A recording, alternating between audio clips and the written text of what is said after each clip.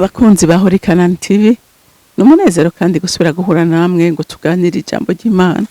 Ariko imbere yuko dutangura kuganira, reka tubanze dusenge. Mana data rugira vyose uri mwijuru, nje imbere yawe data ngushimira ineza yawe n'urukundo rwawe mwinshi dukunda. Watugiriye neza, waduhaye umwana wawe ngo adupfire ku musaraba. Uyu munsi twirata urukundo rwiwe kandi tukizera Mwami Imana n'ubugingo budashira kubw'ikorwa ciza yakoze warokora ubugingo bw'abari mw'isi. Data ndagushimiye kandi ndakuninahaje, icubahiro cyose kibi cawe n'izina ry'umwami wacu Yesu senze nizeye kuvyumvise. Amen, amen. Ijambo Imana impaye kubaganiriza muri kano kanya, ijambo rivuga ngo ntukundire Yesu ibitangaza ariko umukunde kuko ari umukiza wawe. Haleluya. Ntukunde Yesu kwera ivyo aguha, kuko abantu benshi by'ukuri turondera ibiri mu kiganza c'umwami ariko ntidushaka kurondera mu nyonga yiwe. Ariko gifise akamaro gusumba ibindi nuguhanga amaso inyonga ziwe, tukamukunda tutamukundishwe n'ivyo yaduhaye, ariko tumukunda kuco yadukoreye. Haleluya. Yadukoreye ibikomeye, yadukuye mu rupfu, yadukuye mu maboko y'umugwanizi, atuzana mu bwami bw'Imana. Reka rero dusome ijambo ry'Imana muri Yohana igice ca 6, turasoma kuva ku murongo wa 50 dushikane ku murongo wa 58. Haravuga ngo uyu niwe mutsima umanuka uva mwijuru, ngo umuntu awurya ko ntapfe. Ni jewe mutsima w'ubugingo wamanutse uvuye mwijuru. Nihagira uwurya kuri uwo mutsima azohoraho ibihe bidashira, kandi umutsima nzobaha n'umubiri wanje utangirwa abari mw'isi ngo bagire ubugingo. Nuko abayuda batanako ishavu bati, uwo ashobora ate kuduha umubiri wiwe ngo tuwurye? Yesu arababwira ati, nukuri ndababwire, nimutarya umubiri n'umwana w'umuntu ngo munywe n'amaraso yiwe, nta bugingo mwogira muri mwebwe. Uwurya umubiri wanje akanywa amaraso yanje niwe afise ubugingo budashira, nanje nzomuzura ku munsi w'iherezo. Kuko umubiri wanje ari ivyo kurya vy'ukuri, n'amaraso yanje ari ikinyobwa c'ukuri.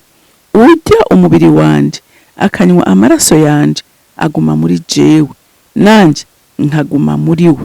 Nk'uko data w'ubugingo yantumye, nanje ndiho kubwa data, niko uwundya nawe azobaho kubwanje. Uwo niwo mutsima wamanutse uvuye mwijuru, si nk'uwo basogokuruza banyu bariye ariko bagapfa. Urya uwo mutsima azohoraho ibihe bidashira. Amen, amen. Iyi nkuru ni inkuru ibabaje, urumva Yesu ngo yari yagaburiye abigishwa biwe, yari yabagaburiye abantu benshi, ngo afata amafi arayagwiza, udukata aratugwiza, ngo abantu bararya ibihumbi n'ibihumbi barahaga, ndetse ngo baranasigaza. Hama batwara amakuru ati wa mugabo Yesu ibintu yari yadukoreye tinigitangaza, ati yatugaburiye, twariye, turahaga, turanasigaza. Ngo bose abantu bose mu gisagara baravuga ati uyu tumurondere yari mpaka tumubonye kugira natwe atugaburire. Ngo baragenda ruzura. Hanyuma Yesu ngo aranzika arababwira ati uwurya umubiri wanje ati ntazokongera gusonza, ati unywa ku maraso yanje uwo ntazosubira kunyoterwa. Baravuga ati kurya umubiri wiwe twomurya hoho bomubaga twomurya tugahaga tugakwigwa. Bo bari bishakira ibitangaza, akabwira ati none igitangaza ukora kindi ni giki? Sarababwira tumva ati injya mwozige n'uyu munsi baraye bari imikate mugana ubagarutse kurondera iyindi. Atari ku muntu ari ryo mubiri wanje uyo ntazosubira gusonza. ati umuntu hanywa amaraso yanjye wowe nazosubira kunyoterwa. Hewe abantu barashavura babonye atagitangaza akoze ngo bayici baramuvako, baramuvako barigira. Ariko nagira nkubwire muntu w'Imana, n'uyu munsi umva ibi bintu byavugwa kuraba, n'uyu munsi nuko mu nzu y'Imana hameze, niko abana b'Imana bameze. Muze muraba ahantu hari ubuvugishwa, abantu barahahurumbira. Ariko nagira ndakubwire ngo ubuvugishwa bwa mbere bukomeye buri muri iri jambo ry'Imana, kuko iri jambo uryizeye by'ukuri, ukizera umwami, ukizera Kristo umwana w'Imana nzima, ntacyo ushaka umuburana, ntacyo wo muburana. Kuko ni jambo ry'Imana riratubwira ryeruye ngo ikintu cyangombwa abana b'Imana dukwiye kuronderana umwete n'ishaka ngo turondere ubwami bw'Imana, ngo nukugoroka kwayo.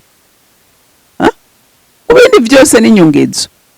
Ariko murabe muze mwumve n'amashimwe kenshi dutanga amashimwe y'ibitangaza. Imana yankoreye gutya na gutya, Imana yagize gutya na gutya, yampaye inzu, yampaye imodoka, yampaye visa. Rego ni byiza kuko turabikeneye, byose nibidufasha muri uru rugendo. Ariko icyangombwa dukwiye guharanira twese abamwizeye nukunywana nawe tukamugira uwa mbere mu bugingo bwacu. Uyo yarirahiye ko atana kimwe tuzomuburana, kuko ibyo dukeneye Imana irabizi kimwe ku kindi. Haleluya. Kandi ibyo yiteguye kugira iki? Yiteguye kubiduha, niwe mutwaro w'Imana.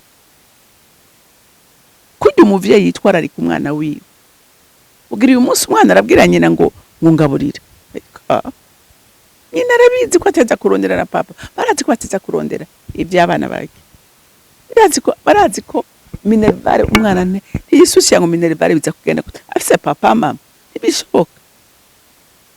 Wavuge ngo rafungura gute? Iyo ni susima y'umuvyeyi, niyo buraragurana. Rero ni jambo ry'Imana riratubwiye neza icyangombwa tubanze tujye. Muribuka wa mudamu w'umusamariyakazi amaze guhura na Yesu, akamwizera. Ntimwabonye ibyabaye? Inyota y'abagabo yaraheze. Uyu munsi igituma ugifise inyota nuko utamwimitse, nuko utamuhaye ikibanza mu bugingo bwawe. Umenye ngo ikintu cyose kiguhangayikishije, ikintu cyose kikubuza amahoro, nuko utamenye ko uyo mwami niwamushira akabana nawe, akaba mu bugingo bwawe mukagendana, iyo nyota ntayo uzosubira kugira, ubwo bwoba ntabwo uzosubira kugira, iyo nzara ntayo uzosubira kugira. Ariko uyu munsi duhangayitse kubera iki? Kubera tutamwimitse by'ukuri, tutamuhaye ikibanza kimukwiriye mu bugingo bwacu. Ariko wamuhaye ikibanza n'ukuri, icyo ataronse aravuga ngo Mana iki ni cyari gwanje, ugatekana ukamenya ngo ibyo umwami yanteguriye nta muntu n'umwe ashobora kubinyaka. Umugisha Imana yampaye nta muntu n'umwe ashobora kuwunyaka. Uyu munsi duhangayitse kubera tutamwimitse mu mutima yacu, turahangayitse, turarushe. Nimiragwe, nuguterana imiragwe, nukurondera inzira zacu. Ariko watubwiye ngo nitwajya umubiri wiwe tukanywa n'amaraso yiwe, nta nyota, nta nzara, ntabwoba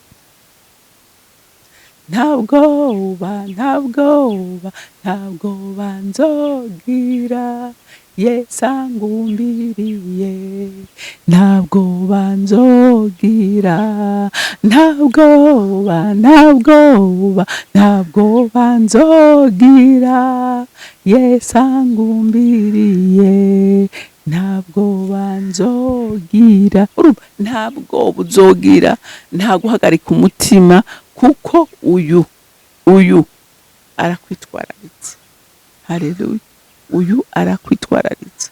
rero bantu b'Imana ntitugwanire kuraba mu biganza vya Yesu, ariko turabe mu nyonga ziwe.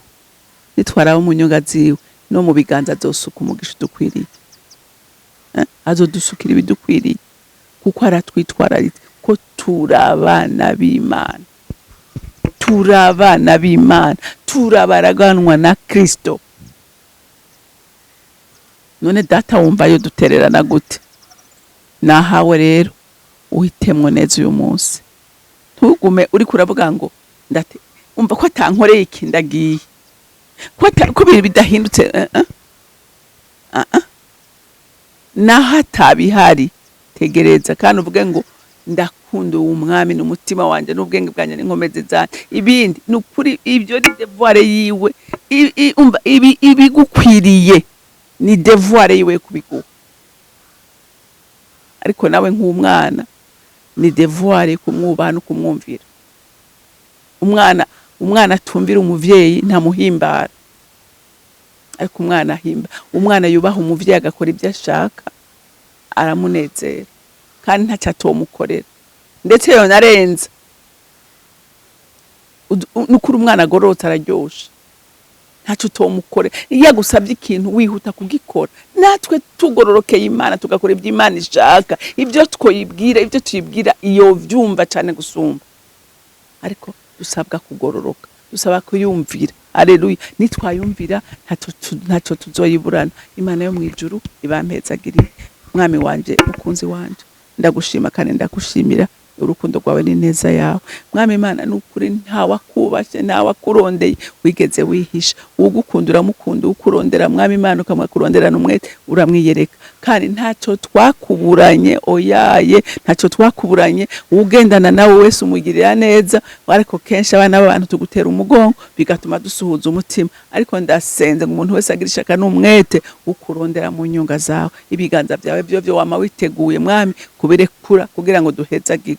Urakoze, icubahiro cyose kikugarukire, ni mu izina ryawe ryera senze nizeye kuvyumvise. Amen, amen. Mwarahezagiwe, mugira umunsi mwiza.